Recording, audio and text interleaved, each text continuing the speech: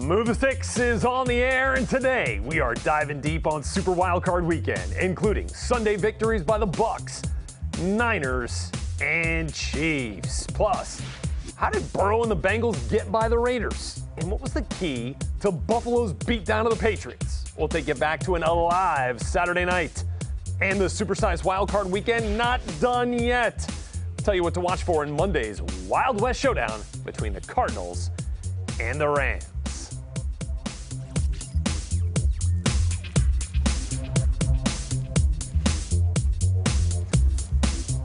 Hello, everybody. Welcome to another Monday edition of Move the Sticks. I'm Rhett Lewis here with our former NFL scouts, lead draft analyst Daniel Jeremiah, Bucky Brooks. Guys, following the first 5 games of Super Wildcard Weekend, got one left, and I just want to make sure, if you guys could just remind me when there's 14 seconds left in show, I want to make sure that I correctly toss one to the end zone, or at least to the end break of the show. You guys got that? We good with that?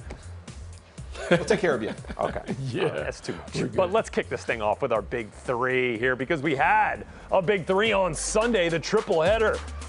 This was where all the drama came. The 49ers building an early 13-0 lead in Arlington on the Cowboys. Deebo Samuel, again a difference maker. 72 rushing yards, none bigger than the 26-yard rushing touchdown, which served as San Francisco's last score.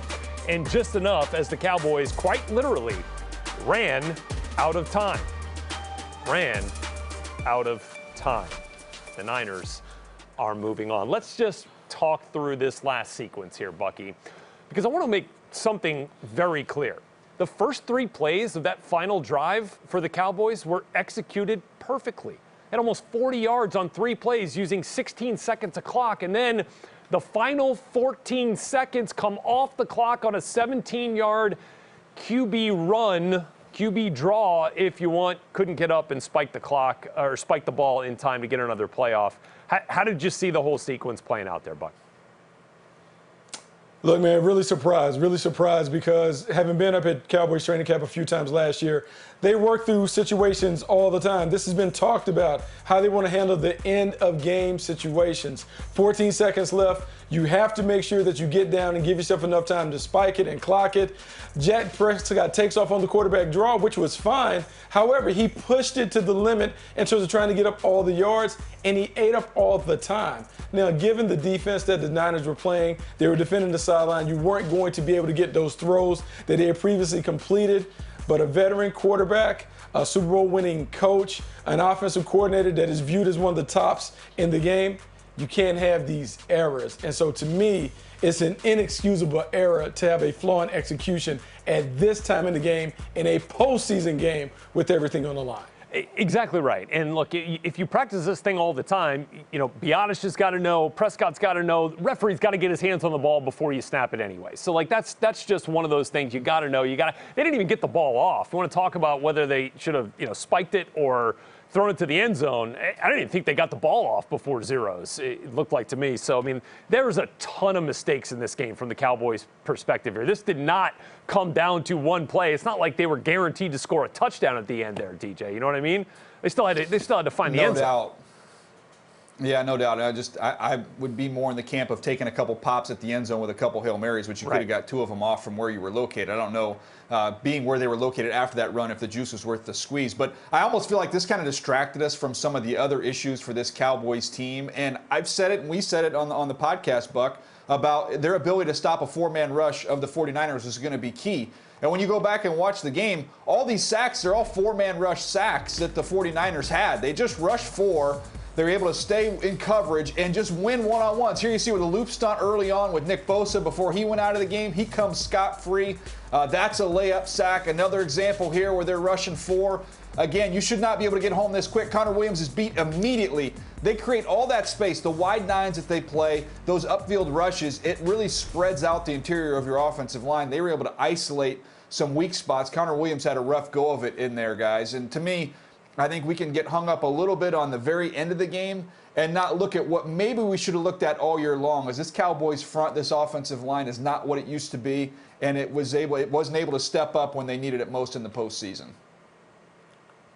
Yeah, DJ, I'm glad you pointed out the fact that the Niners were able to win primarily with a four-man rush, because it does put all the spotlight on the offensive line for the Dallas Cowboys. And though we talk about them and there's this bit of a mystique and reputation that hangs over top of this offensive line, they've been very average for like the last 2 years. And what happened in a matchup against a very talented and what I would call a very relentless defensive line, they got exposed. And they were exposed to the point where the Cowboys have to do some serious evaluating and trying to figure out how can they fix this offensive line, because they were absolutely whooped over a 60-minute game by a front line that just outplayed them and out-executed them on some very, very simple tactics. Yep, no question. And we'll get into the Cowboys rebuilding that offensive line, their plan for the offseason, coaching and all a bit later in this show. But you also got to remember, penalties, huge deal for the Cowboys in this game, especially down the stretch on the defensive side. The Gallimore penalty, the Gregory penalty in those final 5 minutes were so crucial in terms of mistakes that ultimately helped seal the Cowboys' fate in this one. So the 49ers are moving on to Lambeau Field in the divisional round of the playoffs. We are moving on to game number 2 of the Big Three, and that takes us to Arrowhead, where the Chiefs scoring touchdowns on 6 of their final 7 possessions and overwhelming the Steelers at Arrowhead. Patrick Mahomes on fire, over 400 passing yards, 5 touchdowns, and what was likely also the last we see of Ben Roethlisberger in this league, leading a Steelers offense that just lacked the juice to make a run in the postseason. 42-21 was the final. Take a look at the dominance of Patrick Mahomes. One more 400-yard passing and 5 passing touchdown performance than these Hall of Famers, Peyton Manning, Marino, and Montana. And was that about 115 games fewer that it took Mahomes to get 4 such games of that production? Really impressive from Patrick Mahomes and a team that's certainly peaking at the right time here. And look, we talked about this at times, DJ, this season. The way they rebuilt that offensive line after the absolute debacle in the Super Bowl against the Bucs about a year ago now has certainly served them well. Yeah, I give Brett Veach a lot of credit. And to me, I think really the interior of this offensive line, you ask any quarterback if they want to be protected inside or outside, they'll say, give me the inside protection, give me a pocket, a firm pocket. I can navigate around some edge pressure, and they did that in the offseason. We can go to the video. I can show you a couple plays here to highlight this interior 3. Talking about Creed Humphrey at center, Trey Smith, and Joe Thuney. Watch Humphrey and Thuney kind of work together. This is Jarrett McKinnon, who had a fantastic game, but look at the crease that they're able to give him in the run game. They also did it in the screen game with their athleticism and their communication. I want you to watch the right guard in the center here. Watch them pass this off right here. Humphrey's got him. Okay, pass him off to you. I'm going to work up. And now we need Thuney to make this kick-out block to free McKinnon. He does it beautifully. And again, look at the alley you create. Jarrett McKinnon was kind of a talking point coming out of this game as a revelation of what he's been for this Chiefs offense down the stretch. Guys, none of this happens without the work that they've done along this offensive line, specifically that interior 3. That should give hope to teams out there with poor offensive lines. Brett Veach did this in one offseason, completely changed his whole group. Yeah, DJ, to be able to pull that off, Veach and company had to not only know who they wanted to get, meaning what they needed to replace, but they also needed to know how to develop it and put it together. Andy Reid and his coaching staff has done a great job of putting a mix of old and young players together in front of that offensive line, and it's allowed them to flip the script offensively. We saw this team struggle offensively more than we've ever seen them struggle in the past 3 or 4 years, but they've gotten it together. And that performance against the Pittsburgh Steelers still shows that the Chiefs can explode at any point, but they also can play connected-us football. In my estimation, this is a more dangerous Chiefs team because they've now added some more tools to the tool belt. They can beat you in a variety of different ways, and that will serve them well as they play different teams in the postseason. That might take away the big play element of their offense. And guys, looking at this from the Steelers' perspective, this first half was a microcosm of what we have seen from the Steelers all year long, particularly on offense. They punted on every single possession in the first half, 8 of them. 8 possessions, 8 punts, and things actually were working out pretty well for them through the first quarter and the first part of the second quarter. They had a couple of turnovers. TJ Watt got one of them into the end zone. They took the 7-0 lead, and you're like, okay, maybe there's something to this Big Ben last magical ride, the Mike Tomlin cut your eyelids off, nobody's blinking. and then they just didn't have any juice on offense. Roethlisberger finishes with 215 yards, a couple of late touchdowns when the game was pretty much in hand from the Kansas City Chiefs there. And just this offense never looked like it had what it took to compete at an elite level when it comes to the postseason in the NFL, and there's some work to be done. And of course, guys, that's going to start at the quarterback position for the Pittsburgh Steelers, trying to figure out who the heir apparent is once Ben does officially make it official with his retirement.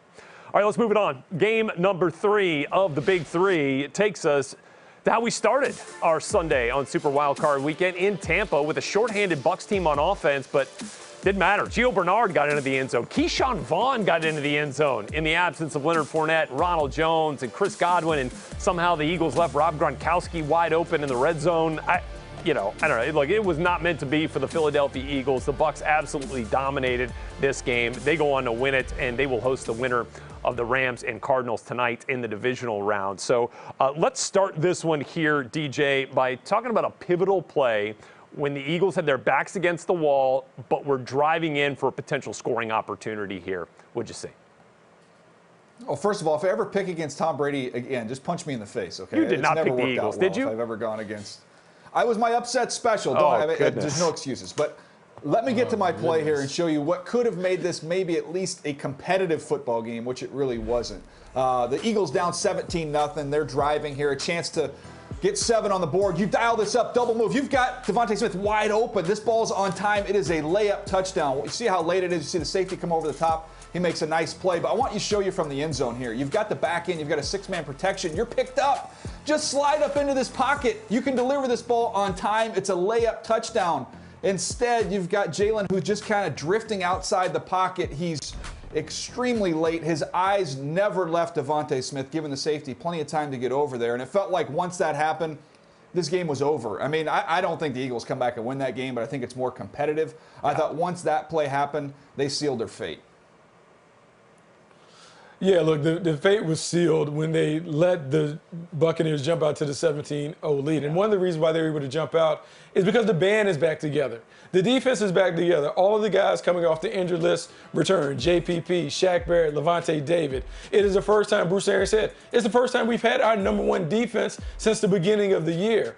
That defense certainly looks playoff caliber. The speed, the athleticism, the overall aggressiveness, that is the unit that we saw make a run last postseason. So if they get this kind of effort and production and performance from this defense, I wouldn't dismiss the Buccaneers' chances of making a back-to-back run. This defense is lights out when they're all together. They showed that against the Philadelphia Eagles. 100% right, Bucky. And it felt like some of the additions that came back for this Tampa Bay defense in this game helped make up for some of the absences that they had on the offensive side because the defense was absolutely dominant. Shaq Barrett, who missed a couple of games, JPP coming back, Levante David, all coming back, were huge for this Bucs defense in stymieing that Eagles rushing attack, which is the best in football coming into this game. And in a matchup of strength versus strength, the Buccaneers proved to be the strongest on that side of the ball. So I think that's going to be huge here moving forward, especially considering the teams that are left in the postseason. And just the last thing, look, I know JPP didn't have a sack in this game.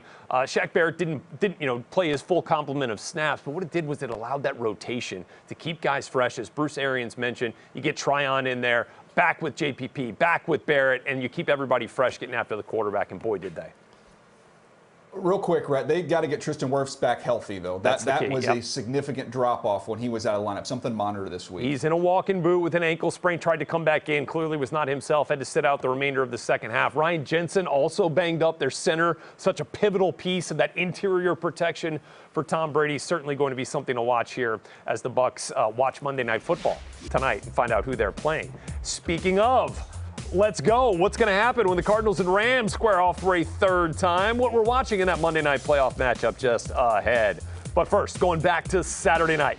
How did the Burrow-led Bengals send the Raiders home? And what led to the Bills' blowout of Belichick and the Pats? You'll find out next.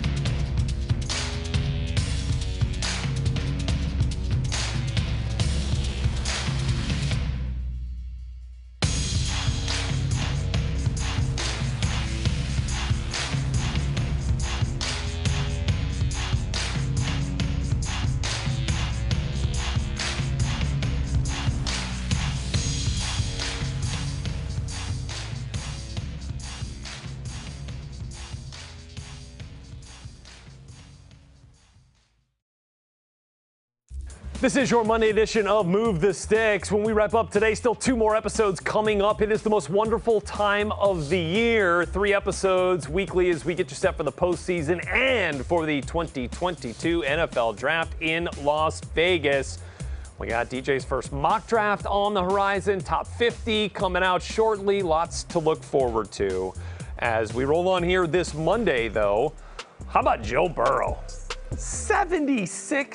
Completing 76% of his passes since Week 16. Remember, didn't play Week 18, but still has been on fire down the stretch for this Bengals team. AFC North champs, first playoff win in some 30 years, and they get it done over the Raiders.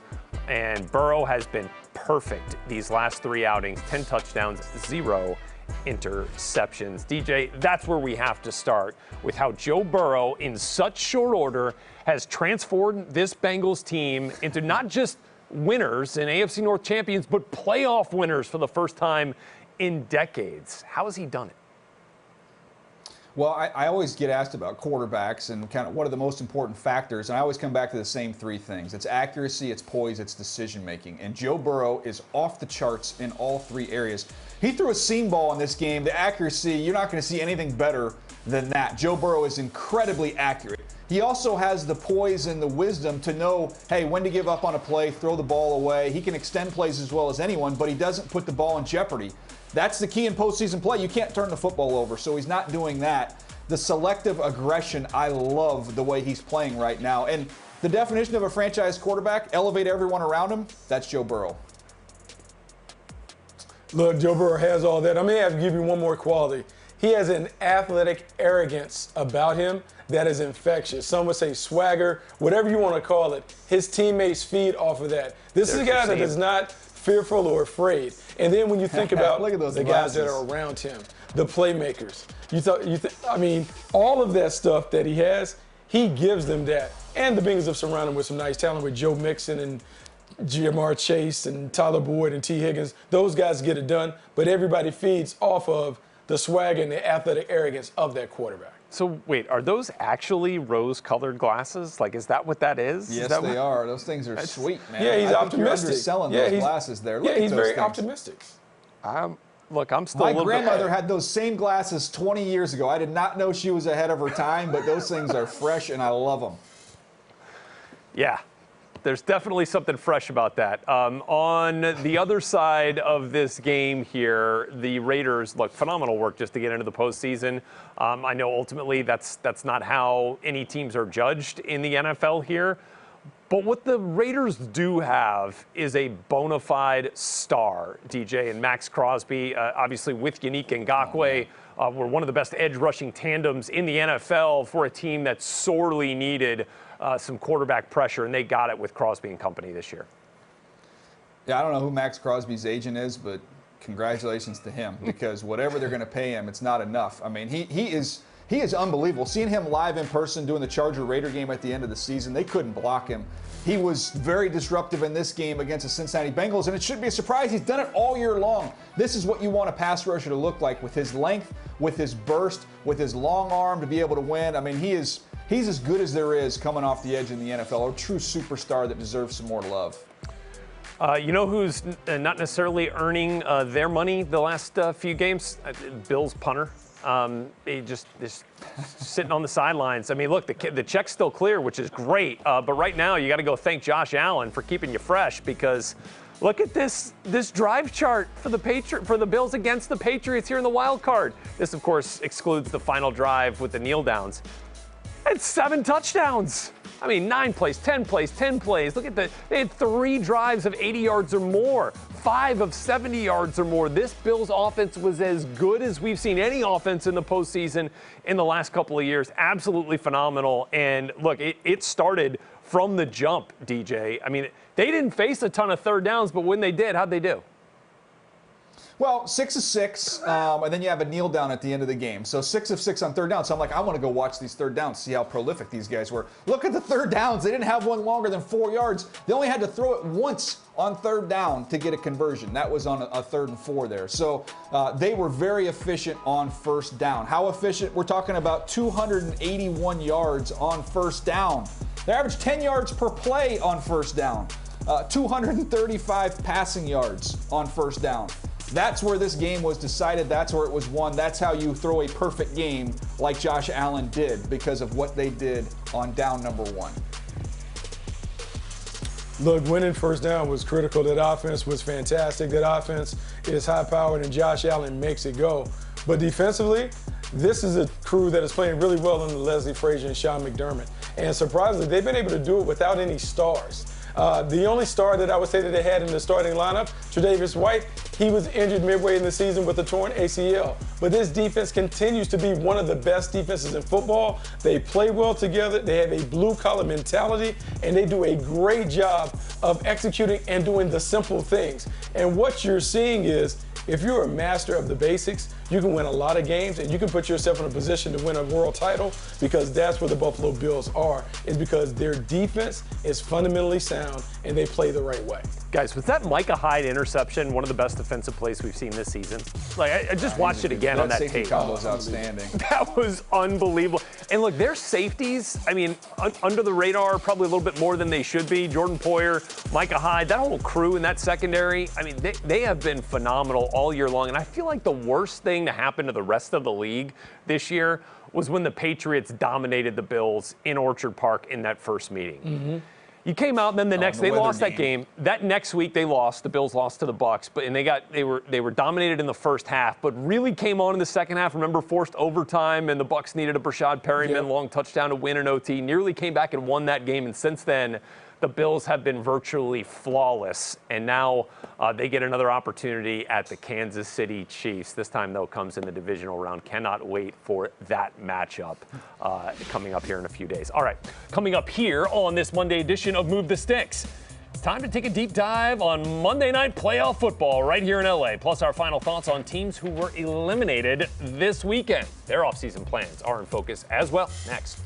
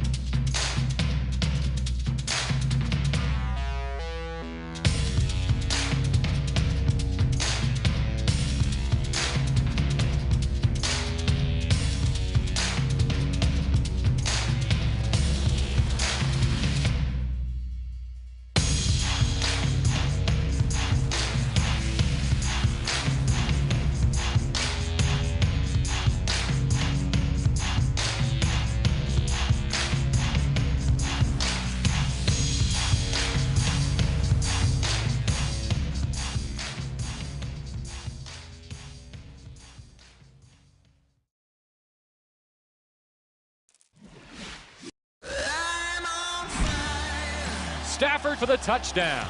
The talent of Kyler Murray on full display. What have I become? An egregious mistake for Matthew Stafford. Murray throws and it's picked off. How could you possibly trust Matthew Stafford going to the playoffs? He's not a big-time player. Kyler Murray, boy, it's just discouraging right now.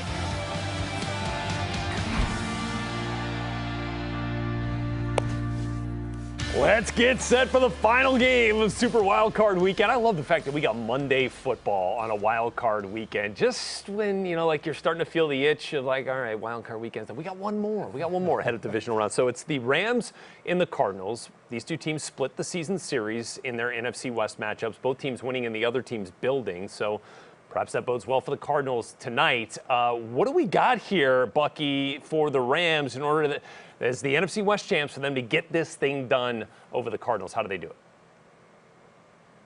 Star Wars. It's all about the stars. Their stars need to come out. The LA Rams are built like the LA Lakers. They bring star power to the stadium, and they expect their stars to dominate at SoFi. And so when you think about the collection of stars that they have, Aaron Donald, Jalen Ramsey, Matthew Stafford as your franchise quarterback, Odell Beckham Jr., bringing over Von Miller to go with the core that was already in place.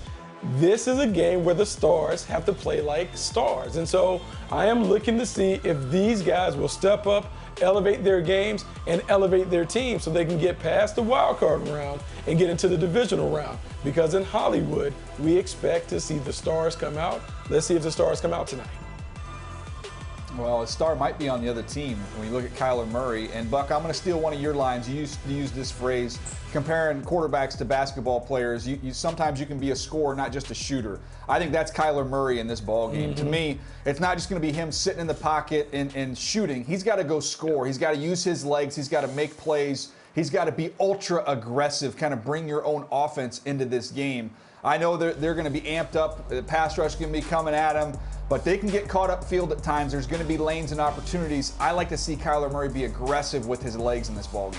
Yeah, and the Rams really struggled in the game. They lost to the Cardinals early in the season. That Week 4 matchup here at SoFi, Rams really struggled stopping the run. So see if they can limit some of that production on the ground from Chase Edmonds and from Kyler Murray and company in this matchup. And I'm also interested, guys, come on, it's the return, right? Weddle from retirement, Watt, this miraculous return from injury, as we all kind of thought he was going to be out for the season, both back in this game. Like, which one of these stars, Weddle in his former life and Watt from earlier in the season, makes a play to help their team win this game? I mean, that's the kind of script that I'm here for in this one with the Cardinals and the Rams. All right, with that, let's now recap and set the offseason plan for a couple of teams that are now done with their playoff runs. First one, of course, the Philadelphia Eagles, who we've already talked about, eliminated by the Tampa Bay Bucs, dominated in this game really from start to finish. And as we're looking at this one here, they've got a primetime opportunity to really beef up this roster with 3 first-round draft picks, 15, 16, and now 19. This is going to be a really interesting offseason here for Howie Roseman. DJ, what do you like with the Eagles and their path forward? Well, you've got those 3 picks. I mean, look, if you have an opportunity and somehow you could get involved with, Aaron Rodgers, if that were to be a possibility, I think you could go there, Russell Wilson. I don't think that's going to happen. So I think they're going to use these picks, and I would look at the line of scrimmage, and particularly on the defensive line. I think this is a draft where they can kind of replenish that group with some youth. They have Josh Sweat off the edge, who's they've signed to a contract. He's going to be a key player for them. But Fletcher Cox and Brandon Graham have been kind of the guts of this group, and they've gotten a little bit older, and I think it's time to start looking at those replacements. So I wouldn't be shocked at all if 2 of those 3 first-round picks were dedicated towards defensive linemen. I love that, DJ. We've talked about it. The Eagles have always been a team, particularly going all the way back when they had Andy Reid. They believe in investing in the trenches. I believe the number one question that they must answer and address is Jalen Hurts really a QB1? Because if he's their QB1, if he's their quarterback of the future, then do they kind of do a reset and a rebuild very similar to what the Baltimore Ravens were able to do, where they go all in on his unique style of play as a running quarterback? Do you beef up the line of scrimmage like you talked about, maybe with offensive linemen as well? Do you go get a tight end? Do you get a big-bodied wide receiver like a guy from USC like Drake London or Trayvon Burks from Arkansas? Big guys that can expand the strike zone and make it easier for Jalen Hurts. Look, he may never be the most accurate passer, but if you expand the strike zone, maybe he can be functional enough to accentuate the running skills that he brings to the table that makes that offense go. Bucky, thanks for bringing back into focus that DJ has already clamored for the Eagles to take a third first-round wide receiver, and now is totally. I just gave him 2 D linemen. There's 3 first-round picks. I still left that throwing it at the wall. Pick out keep there. throwing there it at the wall. See what Let's sticks. Bring in Drake London. Let's bring in our 2 defensive linemen, and off we go. Oh, there it is. Okay, so you're still leaving that door open for the third wideout in 3 years in the first round. Don't put words in my mouth with your architect sweater on over there. No. I'm trying to build, I'm trying to build here for this Eagles franchise. You're just trying to get the star power. All right, speaking of the star, the Cowboys season is done with the star on their helmets this year, eliminated by the San Francisco 49ers. A roster full of stars. Jerry Jones, owner of the Cowboys, said as much for a team that was destined to do much more. When you get this combination of players together, you need to have success, because we all know how it goes in the NFL. The whole thing is set up to take away from the best and add to the ones that need improvement. And personnel-wise, I think we have one of the best. If you're a coach on that staff, kind of sitting there cringing a little bit thinking about that, I mean, because those are some damning words from the owner of your franchise there, saying he's put together a team that was capable of much more here. By the way, talked to Ian Rappaport on the NFL Inside Report podcast, which is out now, said he hasn't heard anything that would indicate Mike McCarthy's future is in doubt there in Dallas. But seeing that both of their coordinators here, Bucky, are getting all these interview requests, do you feel like there's some coaching uncertainty in Dallas as we approach this offseason? Well, absolutely, there should be. I think if you're an organization that is really doing it the right way, you have to take a long, hard look at everything. You have to be able to honestly assess, why did you fall short? If Jerry Jones believes this team is one of the best teams in football based on the talent, you have to figure out what is holding this team back from achieving at their best potential. And when I look at the coordinators, you have Dan Quinn, who could get a head job, Kellen Moore, who could get a head job. What are you going to do if teams come calling to remove those guys? And so this has to be a situation where the coaching has to be addressed. It has to be better, not only from that standpoint, what you potentially could lose, but are you satisfied with what you're getting from the head coach? Yeah. I think all of those things should be on the table. You want to make sure that the coaching staff is putting the best schemes to make sure that the best players are playing at their best. Well, I'll say about Jerry Jones, things we all know about him. Obviously, he's got resources, and obviously, he's a great salesman. And to me, I think that's going to come into play here with these 2 coordinators. I think you go to Kellen Moore and Dan Quinn, you back up the truck.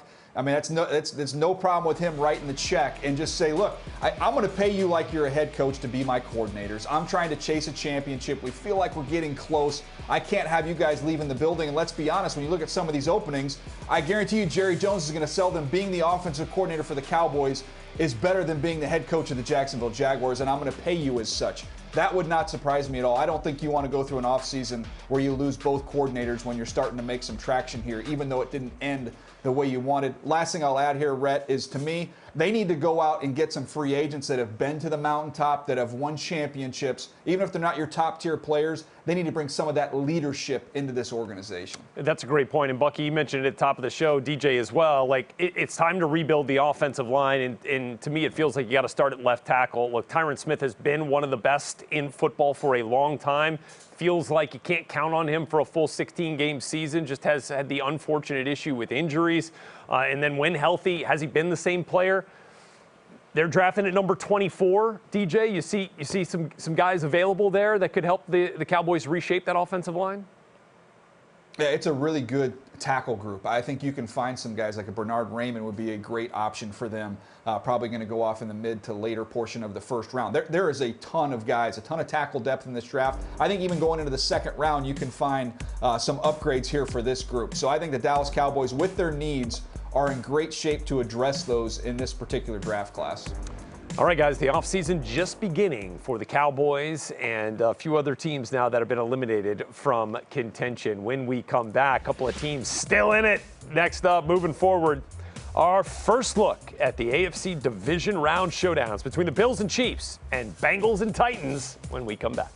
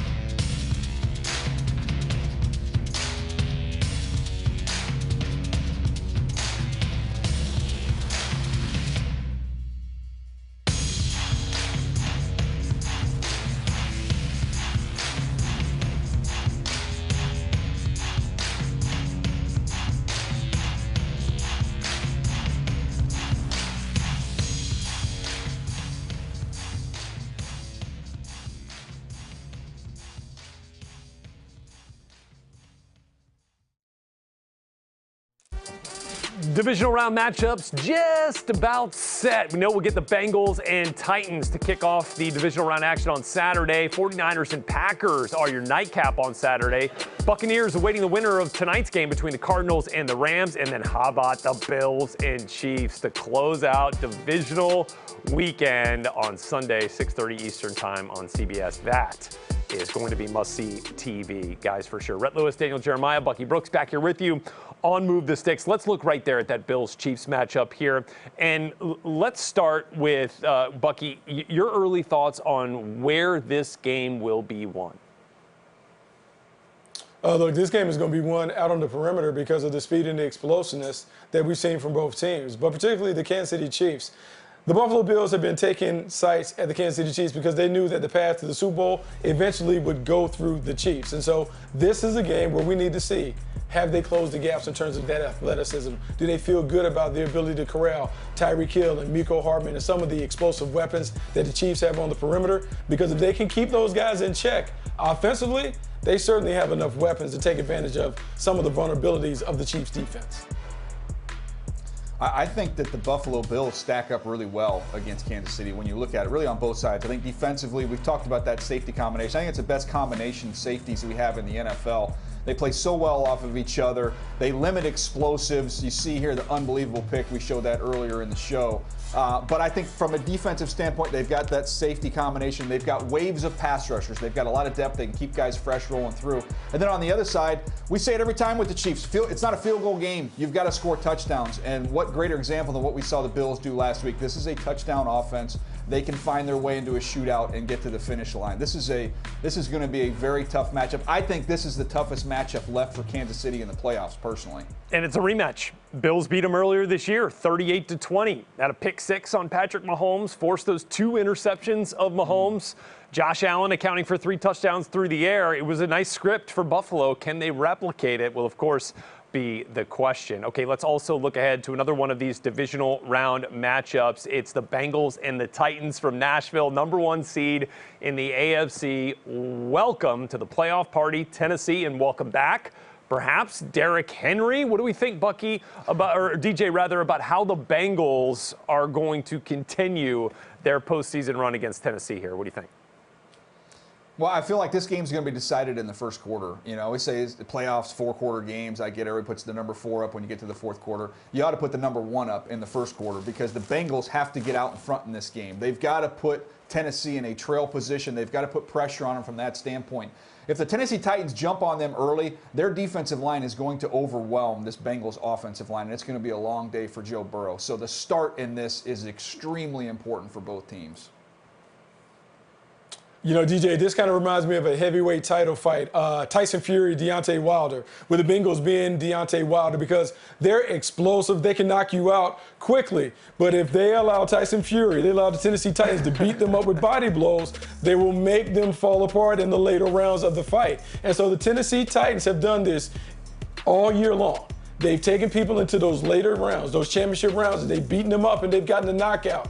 Can the Cincinnati Bengals maybe deliver some quick knockout power with Jamar Chase and those weapons on the outside? They're good enough, but can they last if it becomes a long fight that is ultimately decided by the cards? I'm going to double down on basically a couple of pieces of what you guys basically said there. The Bengals offensive line needs to have their best game of the season. Otherwise, Harold Landry, Bud Dupree, Jeffrey Simmons, Danico Autry up there, and that front for Tennessee could dominate this game. I feel like while the offensive line for the Bengals has held up for the most part this season, it's not the strength of this team, but it's got to be in this matchup on Saturday against the Titans. They have to come out and have their best game of the year. Otherwise, it could be a long day if Joe Burrow's getting hit, and he can't then take advantage of all the talent that he has over there on the perimeter with Higgins and Chase and Boyd. So it could be a big game for Joe Mixon as well. But can't wait to get the Titans back into the postseason party here. Packers, of course, welcoming the #1 seed in the NFC as well, and they're going to take on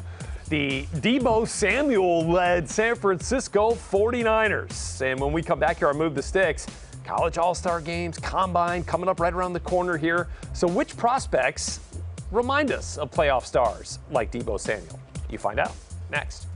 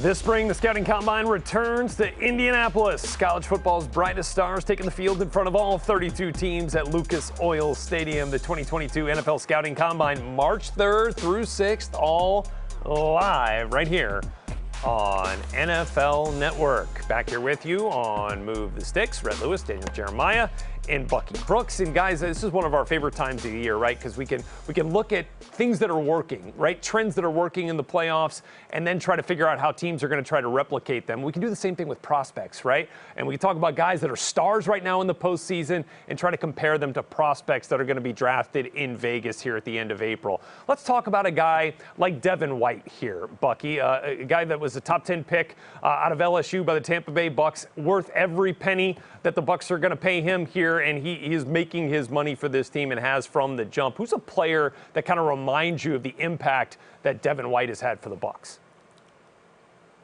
Well, one of the things you think about with Devin White is not only his ability to make plays as a hit, run, and cover linebacker, but the leadership ability. And so I go to the championship game and I look at the Georgia Bulldogs, Nakobe Dean, and what he brings to the table. Sideline to sideline defender, great instincts and diagnostic skills. He's also a guy who can make plays in a bunch of different ways. But when you dig deeper, it's the leadership ability. It's the ability to really thrive as a traffic cop that you're looking for. This is a guy that is an instant and immediate impact player, someone who can certainly impact the game like Devin White was able to do for the Tampa Bay Buccaneers. Yeah, your leadership matters in the middle of the field, right? You talk about the quarterback position, the center position, middle linebacker, and safety, and he really kind of is the quarterback of the defense there at Georgia. So I love that comparison there, Buck. No question. And Nakobe Dean has been a stat sheet stuffer for the Georgia Bulldogs this year, just like Devin White does. Sacks, interceptions, TFLs. He has done it all. Let's move on to the wide receiver. Talked about Deebo Samuel a little bit. Teams trying to find their equivalent of Deebo Samuel. What might that look like in this year's draft, Deej? Well, in terms of filling that role, you know, I look at Treylon Burks at Arkansas because you see him line up in the backfield some. You see them pitch him the ball. Obviously, what Deebo's done, I don't know we've ever seen anything like what he's done in terms of being the best receiver on the team and then flipping over and playing running back, being the best running back in the league, quite honestly. You see Burks here, what he can do. The numbers are ridiculous. He comes in a bigger package. You're talking about somebody that's a couple inches taller, maybe about 8 to 10 pounds heavier. But he is a nightmare to get on the ground when the ball is in his hands after the catch or when they flip it to him in the backfield. So I think for teams looking for that type of a player, that type of a role, I think Treylon Burks is going to be very popular. 38 career rushing attempts, certainly done that for the Arkansas Razorbacks, over 100 rushing yards this year, including a touchdown on the ground. What was a pretty good year for the Razorbacks. All right, guys, here's a fun one with Deebo Samuel. And a reminder that players can grow into their NFL bodies.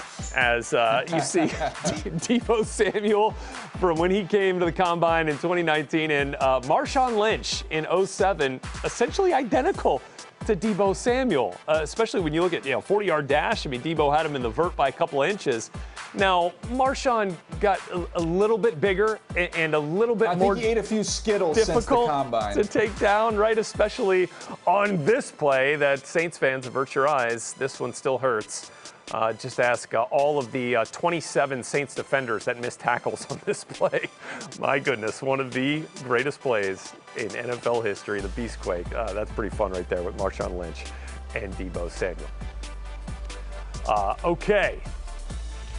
Let's take a look at our all-star game coverage here on NFL Network. The NFLPA Collegiate Bowl coming back to the Rose Bowl here in Pasadena Saturday, January 29th, 6 p.m. Eastern Time here on NFL Network.